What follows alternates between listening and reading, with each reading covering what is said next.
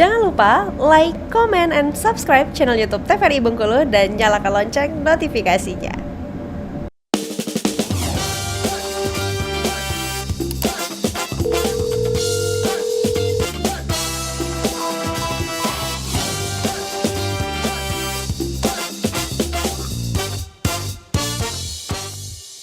Sahabat sehat, terima kasih Anda masih bersama kami dalam Dokter Kito. Bersama Kita Sehat dengan tema kita kali ini membahas mengenai santelasma atau lemak berlebih yang biasa terjadi pada sekitaran mata. Tadi sudah dijelaskan oleh Dokter Putri dan juga Dokter Bella. Mungkin bisa langsung dilanjut saja Dokter Bella. Silakan. Oke. Ini untuk yang kita bahas adalah prognosisnya ya. Jadi gimana nih kalau misalnya kekambuhannya nanti gitu ya. Kalau bisa sembuh nggak gitu. Kekambuhan pada pasien-pasien dengan santelasma ini sering juga masih terjadi walaupun sudah dioperasi gitu ya, walaupun sudah diangkat santelasmanya. Dan biasanya kekambuhan ini terjadi karena tadi pasiennya udah hilang nih benjolan mata saya nih. Tapi kadar kolesterolnya tetap aja gitu, tetap aja makan kolesterol, masih nggak dikontrol gitu kolesterolnya. Makanya dia itu sering terjadi pada pasien-pasien dengan memang dia sindrom hiperlipid ya.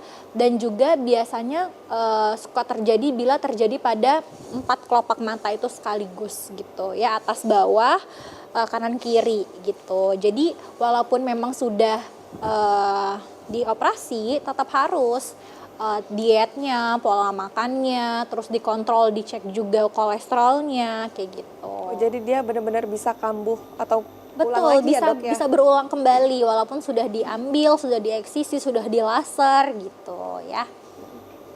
Nah, terus kapan nih harus kontrol ke dokter? Jadi untuk kalau ada benjolan tadi ya, benjolan kuning walaupun dia nggak sakit, itu udah bisa. Apalagi dia timbulnya di sekitar area kulit di mata gitu ya, boleh langsung dikonsultasikan dengan dokter. Jadi nanti biar tahu juga nih, dicek kolesterolnya apakah memang dia santelasma kah atau malah benjolan-benjolan yang lain, karena yang lain juga banyak ya. Dan jangan untuk dikorek-korek gitu ya, disentuh, ditusuk-tusuk pakai benda-benda yang nggak steril gitu. Karena kenapa? Karena ini deket mata gitu ya. Infeksinya memang mungkin di kelopak mata, tapi bakterinya kita nggak tahu bisa masuk ke dalam mata. Dan mata itu adalah organ yang penting karena kita ngelihatnya pakai mata. Gitu. Baik, terima kasih Dokter Bella. Nah, ini saatnya Julia tanya-tanya ke Dokter Putri dan juga Dokter Bella ini. Berarti kalau misalnya bisa kambuh lagi atau ulang lagi bahkan setelah dioperasi, itu kalau yang untuk awal-awal banget misalnya ketika dia masih kecil banget, itu apakah bisa luruh sendiri? Dengan misalnya dengan mengurangi tadi kolesterolnya atau apa gitu, atau memang harus ada tindakan atau dengan obat dan lain sebagainya? Mungkin Dokter Bella silakan.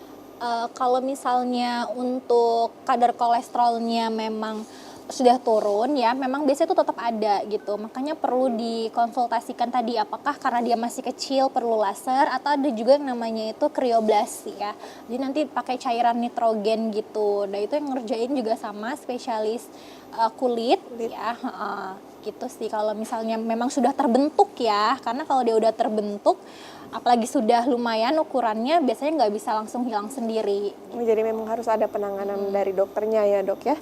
Baik, terima kasih. Nah jadi mau tanya nih pengalaman Dokter Putri ini di puskesmas, sebenarnya banyak nggak sih dok kasusnya dok di puskesmas?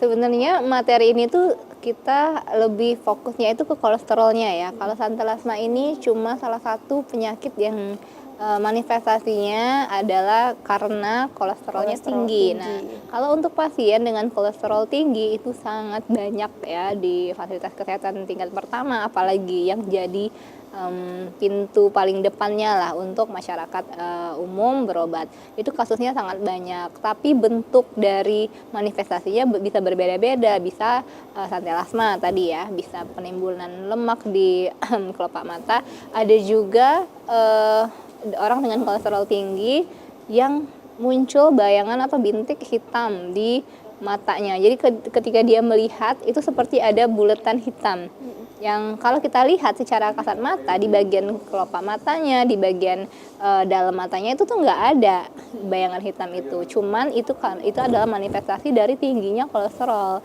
namanya floater's eyes ya. Jadi ada titik-titik hitam di mata. Nah, jadi untuk kasus kolesterol yang banyak ini di masyarakat umum ini harus kita edukasikan ke masyarakat bahwa sangat penting untuk mengecek 3 yang penting ya, gula, kolesterol, dan juga asam urat, karena ini biasanya jadi muara penyakit-penyakit yang lain.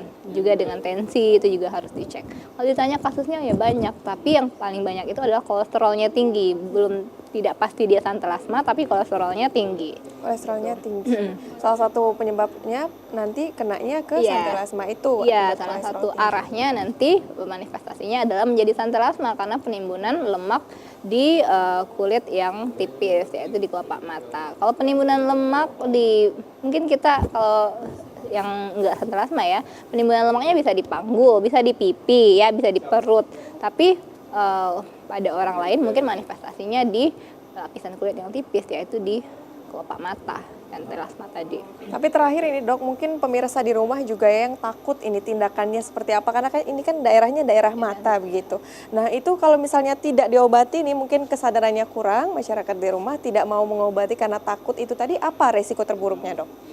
Ya sebenarnya kalau komplikasi yang macam-macam kayak gitu tuh nggak ada ya. Santelasma ini ya dia memang menumpuk di sana dan paling mengganggu pandangan saja, mengganggu estetika saja. Tapi kita harus lebih concern ke jumlah atau kadar kolesterol yang ada di dalam tubuhnya. Siapa tahu kolesterolnya itu memang sudah sangat tinggi dan bisa lari ke jantung ya, jangan salah. Kalau lari ke jantung atau ke organ vital yang lainnya itu malah lebih membahayakan. Jadi kita nggak cuman fokus ke santelasmanya saja, harus kita fokus ke kelebihan dari kolesterolnya kolesterol tadi. Baiklah, terima kasih Dokter Putri, terima kasih juga Dokter Bella. Itu tadi pemirsa informasinya, semoga bisa menambah pengetahuan kita, juga meningkatkan kesadaran diri kita, juga untuk mengingatkan sekitar kita untuk terus menjaga kesehatan. Nah pemirsa, akhirnya saya Julia Hartanti mewakili seluruh kerabat kerja yang bertugas, pamit undur diri. Terima kasih atas perhatian Anda, sampai jumpa, tetap semangat dan sehat selalu.